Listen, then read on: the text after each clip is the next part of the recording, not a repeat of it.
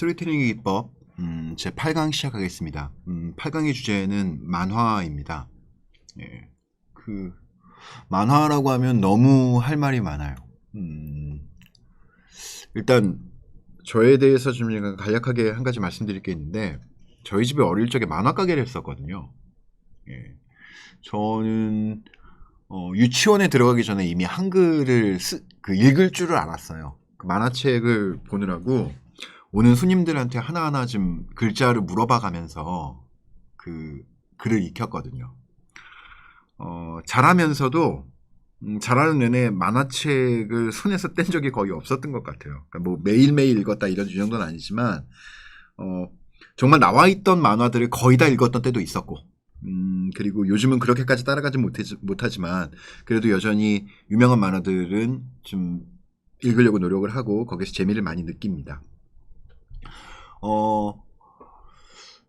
현재 세계적인 판도로 봤을 때 결국에 이 만화라는 그 표현 양식은 두 가지 형태로 갈라진 것 같습니다. 미국의 코믹스와 일본의 망가입니다. 예. 그런데 이 두 갈래로 갈라진 만화의 줄기들은 각자 서로 다른 방식으로 발전하거나 서로와 영향을 좀 주고받은 측면들이 있습니다. 그런 점들에 관해서 두 회차를 통해서 만화의 문화가 어떻게 발전해 나갔고 지금 현재 어디까지 이르렀는지에 대해서 한번 이야기를 해보려고 합니다. 예, 개인적으로 굉장히 좋아하는 주제이기도 하기 때문에 좀 얘기할 게 꽤 많긴 한데 나름대로 좀 약간 정리를 해보려고 노력을 했습니다. 아무튼 말씀드렸다시피 현재 만화의 양식은 크게 전 세계적으로 봤을 때 두 조류로 나뉘어져 있습니다. 미국 중심의 코믹스와 일본에서 탄생한 망가겠죠. 둘 다 번역을 하면 결국에 만화란 뜻이긴 한데 그런데 아시다시피 미국의 만화와 일본의 만화는 상당히 좀 그 생김새라든가 그 표현하는 방식이라든가 이런 것들이 아주 크게 달라졌죠. 예. 어떻게 이 차이가 생겨나게 됐는지, 그리고 그 차이로 인해서 어떤 결과물들이 탄생하고 우리들에게 읽혀지고 있는지 하나하나 따져보도록 하죠. 예, 우선 코믹스의 탄생과 발전에 대해서 한번 이야기를 해보죠. 코믹스라고 하면 이제 뭐 요즘은 많은 분들도 이제 미국의 코믹스의 존재를 많이 알고 계세요. 우리나라에 정식으로 수입돼서 출판이 된 작품들도 많이 있고, 다른 무엇보다 마블의 영화가 너무나도 크게 성공을 했죠. 전 세계적인 히트를 했고, 그에 따라서 이 마블의 만화의 원작이 되는 미국의 마블 코믹스에 대한 관심이 상당히 올라간 측면이 있습니다. 그런데 당연히 이제 이 코믹스라고 불렀을 때 거기에는 이제 슈퍼히어로가 등장하는 그런 만화들만 있는 건 아니죠. 오히려 서구 유럽, 특히나 이제 유럽 중심의 만화들을 살펴보면 이 만화들은 미국식의 그 히어로물과는 상당히 다른 전통으로 발전한 작품들이 많이 있습니다. 서구에서 발달된, 특히나 이제 유럽 만화들을 살펴보잖아요. 그러면 굉장히 깜짝 놀랄 만한 작품들이 많이 있습니다. 일단 그림에 들어간 그 공이라든가 이 책이 만들어진 방식 같은 것들이 굉장히 지금 우리가 익숙하게 봐왔던 만화의 양식과는 상당히 다릅니다. 예. 좀 더 예술적인, 그러니까 표현의 측면을 중시한다고 해야 할까요? 근데 문제는 이렇게 얘기하기가 상당히 좀 조심스럽죠. 왜냐면 그러면 유럽의 만화가 표현예술적인 측면이 강하다라고 얘기를 하면, 그러면 미국의 코믹스나 일본의 망가는 이런 표현예술의 측면, 이런 표현예술이 아니라는 거냐, 이런 얘기가 나오기 때문입니다. 그렇게 딱 그렇게 딱 둘을 갈라서 따로 이야기하고 싶은 건 아니지만, 그렇지만 이제 실제로 작품을 살펴보면 방금 전에 말씀드린 그런 부분이 있는 것도 사실입니다. 유럽의 만화는 지금 현재의 시점으로 봤었을 때 상당히 하이엔드 예술의 측면을 많이 갖고 있어요. 예. 이 부분에 관련해서는 또 이제 여기에 관련해서 얘기하려고 하면 또 이제 한 세월이 걸릴 테니 일단 그 부분은 좀 뒤로 밀어놓기로 하고 일단은 미국의 코믹스부터 한번 생각을 해보죠. 자, 탄생을 어디로 잡을 것인가라고 얘기했었을 때 의외로 코믹스의 탄생과 발전은 상당히 정확한 역사적인 시점이 기록되어 있습니다. 그러니까 몇몇 유력한 만화 잡지들이 탄생하면서부터 비로소 그 모습을 드러냈다고 하거든요. 초창기로 돌아가 보죠. 아주 예전에 초창기 서사의 발전 때 말씀을 드렸을 거예요. 맨 처음에 이 서사물들, 즉 연재 소설들은 어디에서 탄생했는가? 그 원전은 어디에서 찾을 수 있는가? 저는 그 원전을 자극적인 기사를 다루던 타블로이드판 신문들, 즉 옐로우 페이퍼들이 그 시작이었다라고 말씀을 드렸습니다. 그러니까 당시 사람들은 오락거리가 필요했고 그 오락거리로서 잔혹 사건들을 자극적으로 보도하는 신문을 소비했던 겁니다. 당연히 이 신문들은 각자 경쟁을 하면서 이제 변별력을 갖기 위해서 여러 가지 시도들을 했는데 그 가운데서 사파가 들어가기 시작합니다.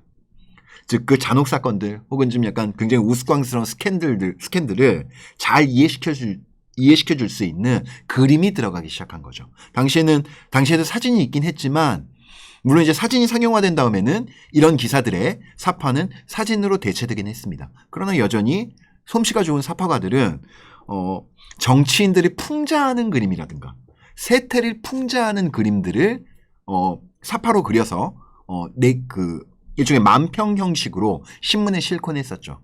바로 여기에서부터 초기의 만화가 발전하기 시작합니다. 사파 형식 혹은 만평 형식으로 시작된 단순한 한 편의 그림들은 점차 여러 그림들을 이어붙임으로 해서 일종의 서사적인 완결성을 가진 작품으로서 탄생하게 됩니다. 그리고 비로소 우리가 지금 익히 들어서 알고 있는 DC가 먼저 탄생하게 되죠. DC 들어보신 적 있을 거예요. 슈퍼맨이라든가 배트맨 같은 것들이 포함되어 있는 만화들이죠. 만화 레이블이죠. DC는 애초에 이 DC라는 이름 자체에 이 회사의 성질을 이해할 수 있는 특징이 들어가 있습니다. DC가 무슨 뜻일까요? 디텍티브 코믹스란 뜻입니다. 디텍티브는 추리물 강의를 할 때도 간략하게 설명을 드린 적이 있는데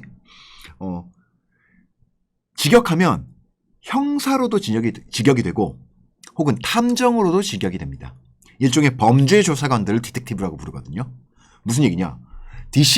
초창기의 DC는 일종의 범죄물을 다루는 만화 레이블이었던 겁니다. 범죄 사건들 혹은 탐정이 등장하는 만화들을 주로 냈던 게 DC였어요. 자, 이렇게 탄생한 DC는 초기에는 굉장히 어두운 느낌의 하드보일드 탐정들이 등장하는 범죄물 혹은 수사물들을 주로 출판하다가 나중에는 이제 당연히 SF의 흐름들을 받아들이게 되죠. 그리고 1차 대전과 2차 대전 사이, 정확히는 2차 대전 시기에 폭발적으로 시장이 확대되기 시작합니다. 간단하게 이야기를 하면 미국이 2차 대전에 참전하면서 이 나치들과 맞서 싸우는 영웅들의 이야기를 그려내기 시작했거든요. 나치들과 맞서 싸우는 영웅들의 이야기를 그려내기 시작했습니다. 그러면서 이제 만화의 수요가 폭발적으로 늘게 되죠. 이후에 코믹스가 어떤 식으로 미국의 코믹스가 어떻게 분파되고 발전해 왔는지는 따로 좀 말씀을 드리도록 하겠습니다. 오늘 시간에는 일단은 이 두 망가와 코믹스의 처음 초창기 내용을 일단 다루고, 망가는 일본에서 탄생한 말이죠. 만화를 일본어로 발음하면 망가입니다. 자, 2차 대전이 끝이 났습니다. 일본은 패전국이 됐죠. 그리고 우리나라가 광복절을 맞이하게 됩니다. 그런데 어쨌거나 패전국으로서 일본은 원자폭탄이 투하되기도 했었고 사회상 자체가 굉장히 힘들고 어려운 시기를 살았던 것 같아요. 미 군정, 이른바 여기는 GHQ, 제너럴 헤드쿼터라고 하는데 이 미국의 군대에 의해서 일본은 좀 전후 수습을 하고 있었습니다. 그때 재생지를 이용하는 만화 출판물들이 나오기 시작합니다. 이 재생지란 건 어떤 거냐면요. 그 종이들을 모아가지고 이제 굉장히 질이 낮은 종이를 따로 내는 거죠. 아주 싼 값의 종이들이었어요. 그런데 흥미로운 건 이 종이들이 빨간색 색채를 띠게 됐대요. 당시에 아마 지금 약간 그 종이를 만드는 기술이 그 정도밖에 안 됐기 때문이겠지만 빨간색. 그래서 이 빨간색을 아까혼이라고 부릅니다. 일본어로 아까는 적이란 뜻이고 혼은 책, 본이란 뜻입니다. 아까혼. 싼 값으로 찍힌 만화들이 사람들과 어린아이들에게 굉장히 많이 퍼지게 되고 이런 것들이 나중에 이제 일본이 이제 6.25 전쟁을 통해서 일본은 돈을 벌어들였죠. 굉장히 좀 약간 얄미운 기분이 들긴 하는데 아무튼 그러면서 일본이 발전하게 되면서 현재와 같은 망가의 형식을 갖게 됩니다. 이 둘의 차이가 바로 여기에서부터 결정적으로 갈라지게 되는데 그 부분에 대해서는 이 다음 시간에 망가를 이야기할 때 따로 말씀을 드릴게요. 자, DC의 역사에 대해서 살펴보죠. 사실 미국식 코믹스의 거의 모든 전형을 잡은 것은 DC라고 해도 과언이 아닙니다. 지금 우리가 익히 알고 있는 히어로들의 원형은 거의 대부분 DC에서 창조해낸 것이라 해도 과언이 아닙니다. 자, DC의 뜻이 뭐라고 말씀드렸죠? 디텍티브 코믹스라고 했습니다. 초기에는 범죄물들을 주로 다루는 만화 레이블이었어요. 예. 주력 상품이 한마디로 얘기하면 탐정물 내지는 수사극이었던 겁니다. 그런데 여기에 당시에 유행하던 SF 중에서도 SF 가운데서도 사이파이라고 불리는 장르가 따로 있습니다. 사이파이는 뭐냐면 SF는 전 시간에 말씀드렸던 것처럼 과학적인 상상력, 과학적인 근거를 기반으로 한 창작물들입니다. 근데 사이파이는 여기에서 약간 더 과학적인 상상력보다 훨씬 더 좀 약간 자극적이고 흥미 위주의 상상력을 가미하는 겁니다. 예.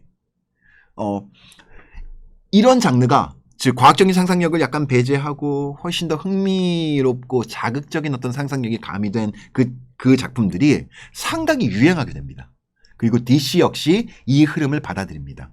그 과정에서 탄생한 것이 바로 외계에서 굉장히 위대한 힘을 지닌 초인 하나가 지구로 떨어지게 된다.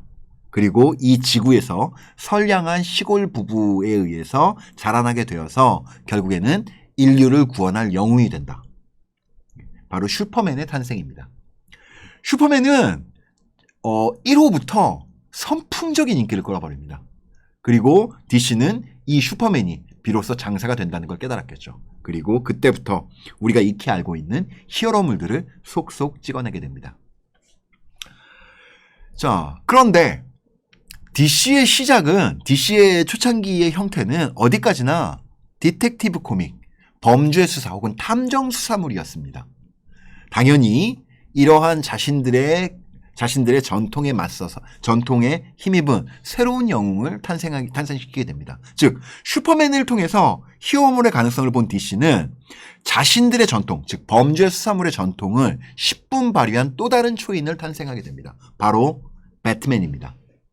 배트맨은 잘 훈련된 특별한 총력은 없지만 인간의 능력을 극대화시킨 아주 뛰어난 영웅인 거죠. 사실은 우리가 익히 알고 있는 여러 가지 히어로물들의 구조를 이해하기 위해서는 슈퍼맨과 배트맨을 분석하는 그 과정이 꼭 필요합니다. 그리고 바꿔 이야기하면은 그 둘을 제대로 분석해낼 수만 있다면 현재의 초인들을 상당 부분 이해하기가 쉽죠. 자, 슈퍼맨의 구조를 잘 따져보면 흥미로운 것을 한 가지 발견할 수 있습니다. 현재 우리는 히어로물을 굉장히 익숙하게 알고 있긴 하지만 대체 그 원형이 어디에서 왔는지에 대해서는 여러 가지 설이 분분합니다. 그런데 슈퍼맨을 살펴보면 이 슈퍼맨의 이야기는 기본적으로 그리스 신화에서 그 구조를 따온 것이라고 볼 수 있습니다. 특별한 태생, 아주 특별한 태생을 갖고 다른 사람들을 훨씬 더 초월하는 신과 같은 인간. 그런데 어떠한 사고 때문에 이 신이 인간의 세계로 내려오게 된 겁니다. 그리고 그는 올바른 의지를 갖고 자신보다 약한 존재인 인간들의 세계에 숨어드는 한편 그들을 구원하기로 결심하죠. 그리고 이러한 슈퍼맨 앞에 여러 가지 고난들이 기다리고 있습니다. 이런 것들을 하나하나 해결해 나가는 겁니다. 동시에 또 한 가지 신화적인 측면이 있습니다. 그리스 신화의 영웅들은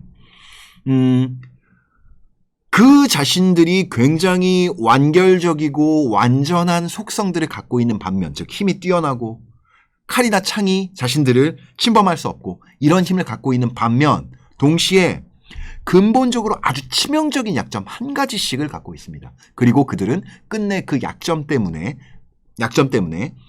비극적인 운명을 맞이하게 되죠. 대표적인 예가 아킬레우스 신화입니다. 아킬레우스에 대해서는 아마 좀 약간 들어본 적이 있을 텐데, 아킬레우스는 사람과 신의 혼혈이에요. 아마 제우스 신의 아들일 거예요. 그런데 아주 어릴 적에 이 아킬레우스의 어머니는 이 아킬레우스를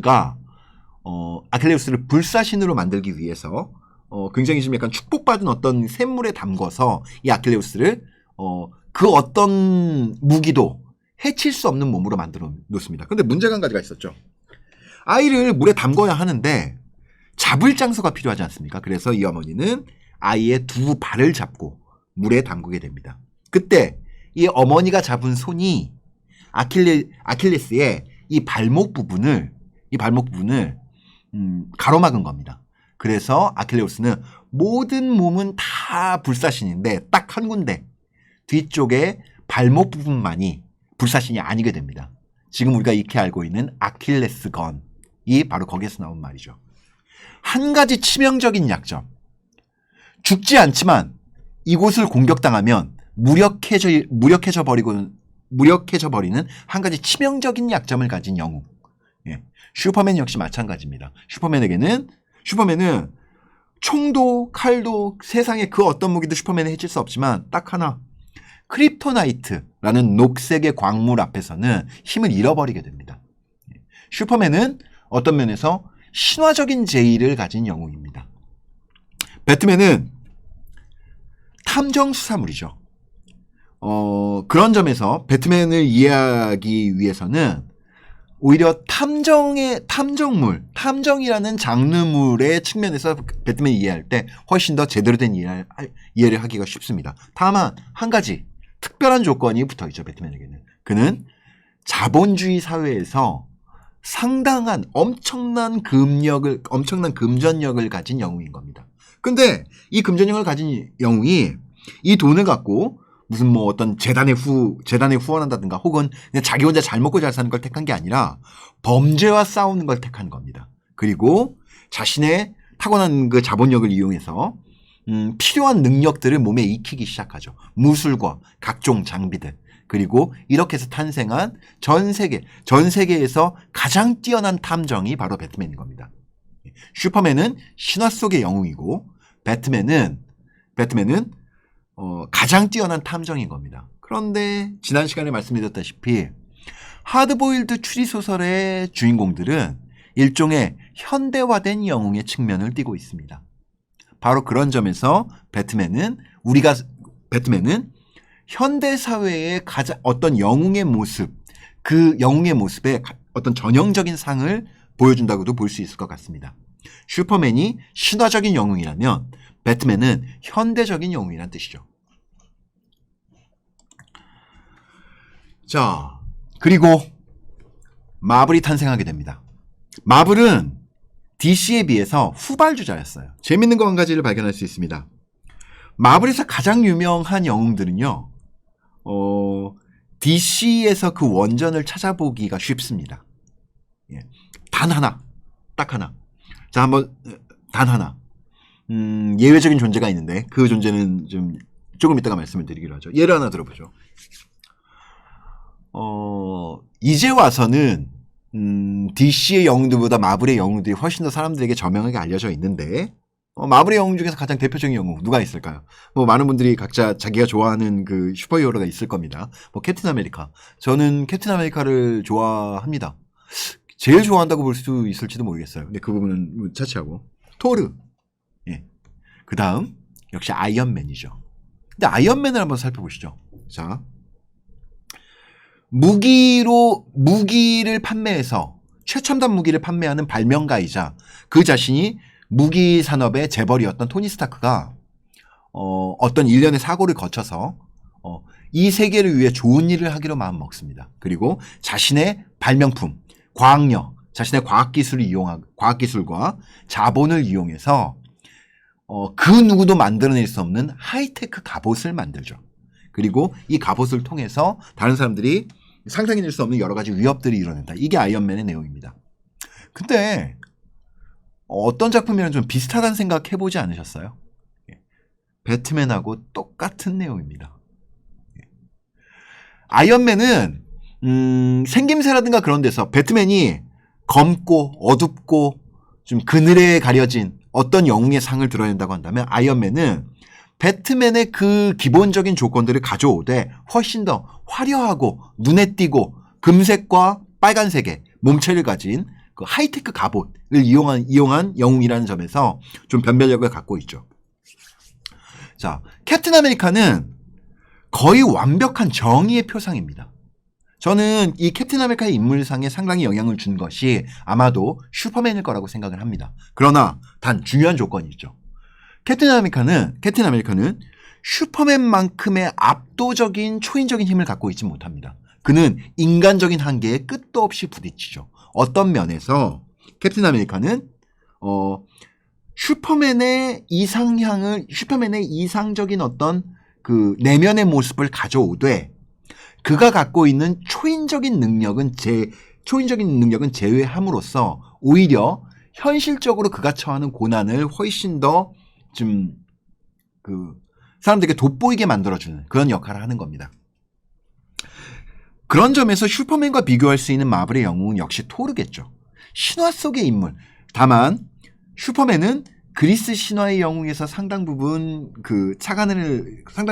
닮아 있는 구석이 많지만 토르는 북유럽 신화의 영웅이죠. 그런 점에서 지금 둘의 변별력이 생기는 겁니다.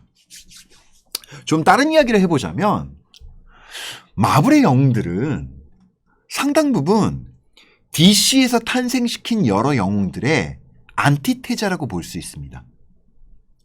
그러니까 DC의 영웅들을 분석하고 혹은 그 기본적인 원형의 현대적인 해석을 가미한 영웅들이라는 거죠. 굉장히 이거는 흥미로운 지점인 겁니다. DC의 코믹스의 히어로들이 신화 속의 영웅들 혹은 그 이전의 범죄 수사물의 영웅들을 영웅으로서 재해석한 인물들인데 마블의 영웅들은 이러한 DC의 영웅들을 다시 한번 재해석한 영웅들이라는 겁니다.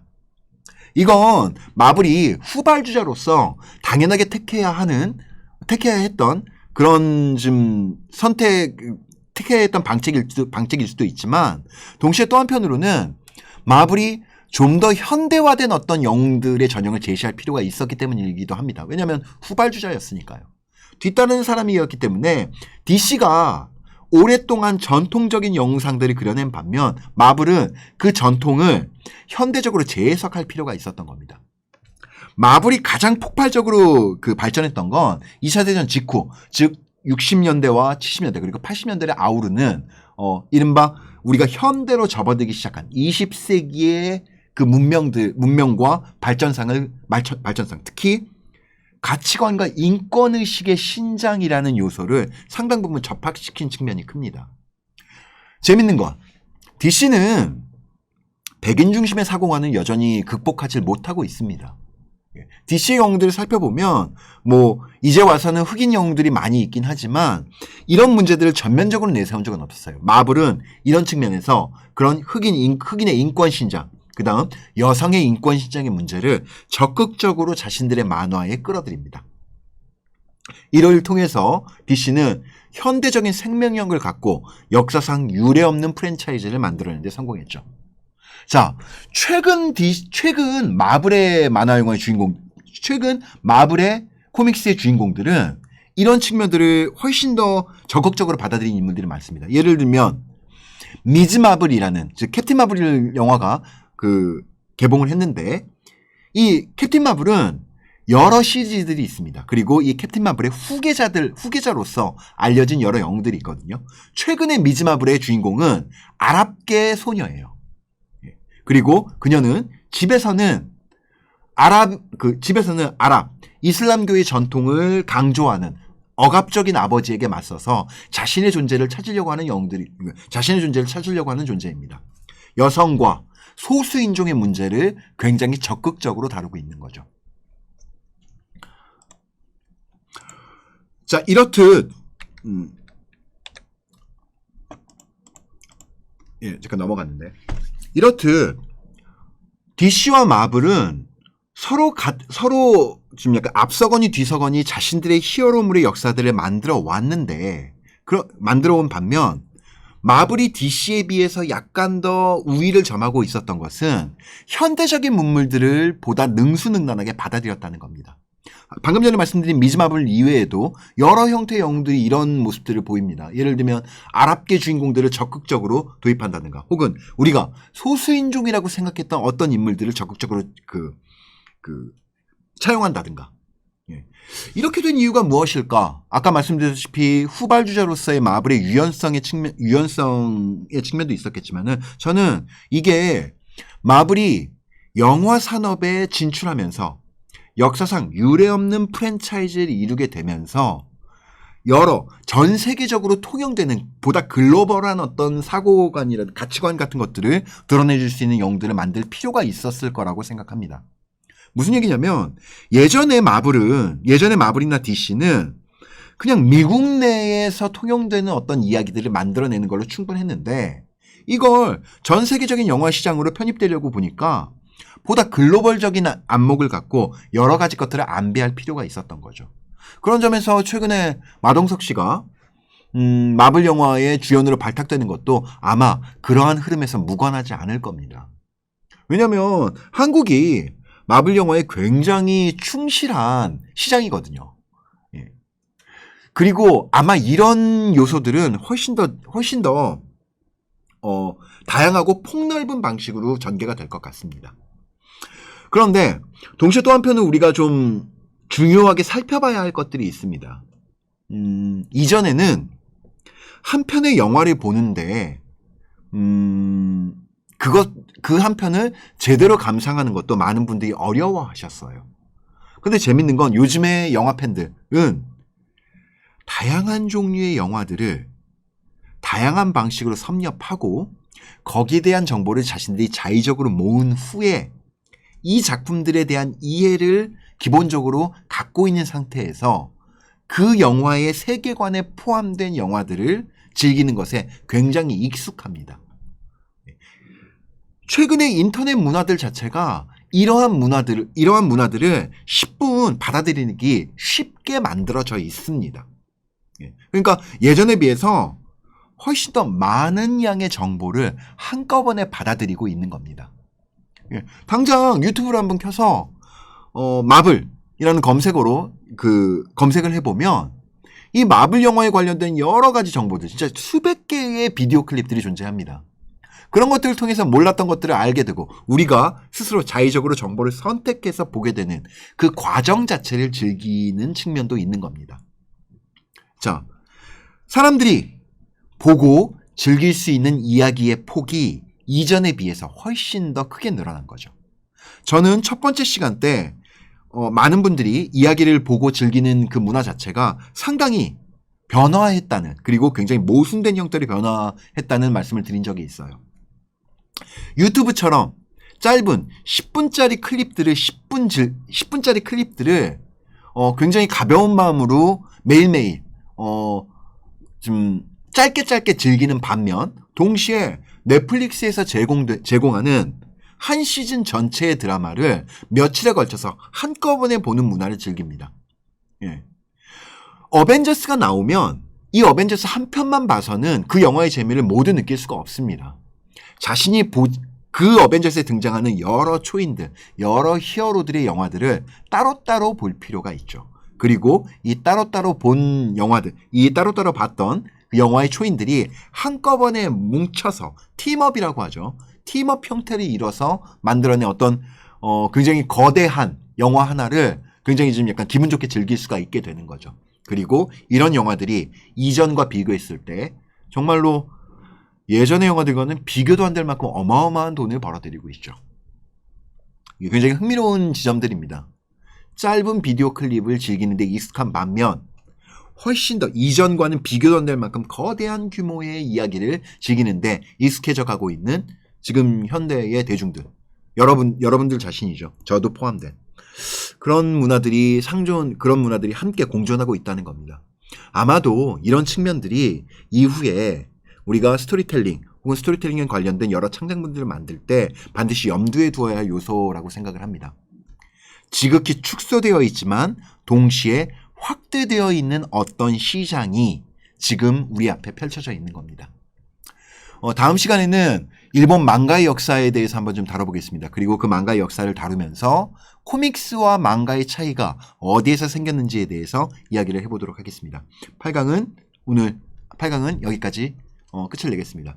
들어주셔서 감사합니다.